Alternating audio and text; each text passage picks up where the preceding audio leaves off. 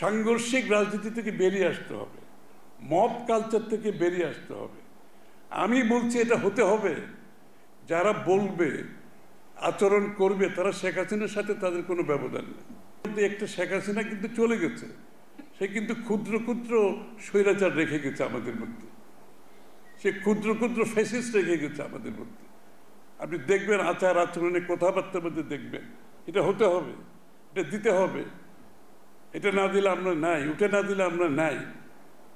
আমি তো কোনো মালিক হই নাই দেশে, শেখ হাসিনার পরিবর্তে মালিক হচ্ছে বাংলাদেশের জনগণ। যত দিন যায় তার যখন জনপ্রিয়তা একেবারে তলায় চলে আসে, তার কিন্তু এই ফ্যাসিস্ট, তখন স্বৈরাচার ফ্যাসিস্টে পরিণত বাধ্য হয়।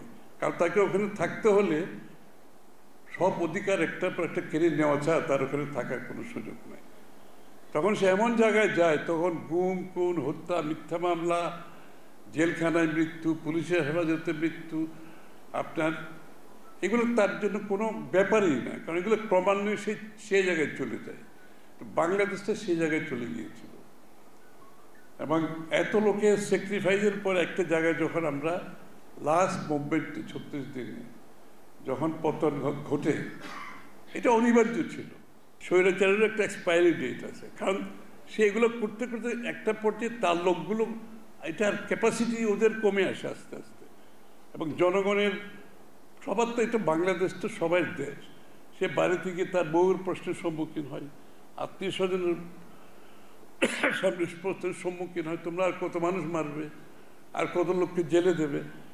এই যে শেখ হাসিনা পালিয়ে যাওয়ার পরে বাংলাদেশের জনগণের মনে যে মনোজগতে যে বিশাল পরিবর্তন হয়েছে, যে আকাঙ্ক্ষা জেগেছে, যে প্রত্যাশা জেগেছে, এটা যদি আমরা ধারণ করতে না পারি, তাহলে কিন্তু পুরো এত লোকের জীবন, এত স্যাক্রিফাইস, সব কিছু বৃথায় যাবে।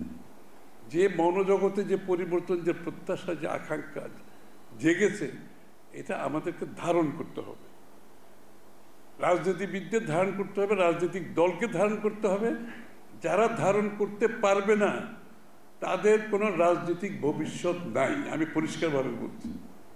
সকলের মধ্যে যেই কারণে শেখ হাসিনা ফ্যাসিস্ট হয়েছে, এই গণতন্ত্রকে ধ্বংস করে এককভাবে রাজত্ব নিয়েছে, আমাদেরকে গণতন্ত্র পরিপূর্ণভাবে পুনঃপ্রবর্তন করতে হবে।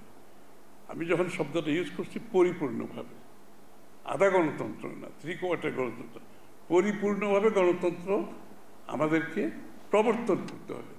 জেলখানার ভিতরে একটা বড় পরিবর্তন আসলো। জেল সুপার সব আমার রুমে চলে আসলো।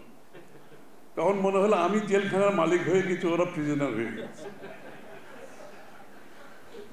অবস্থাটা ওরা একটু ওইরকমই, স্যার এখন কি করতে হবে। তখন তো আবার জেল এমন অবস্থা, আমার সাথে তো আবার 10,000 নেতা কর্মী, ছাত্র জনতা জেল একসাথে, আমরা কেরানীগঞ্জ জেলে। এর মধ্যে আবার শেখ হাসিনার শেষ অঙ্কতে আমাদেরকে আবার গুলি করে না মেরে ফেলে জেলের ভিতরে, এটা একটা ভয় ছিল। যাই হোক, ওই দিনটা কোনোদিন ভুলতে পারবো না।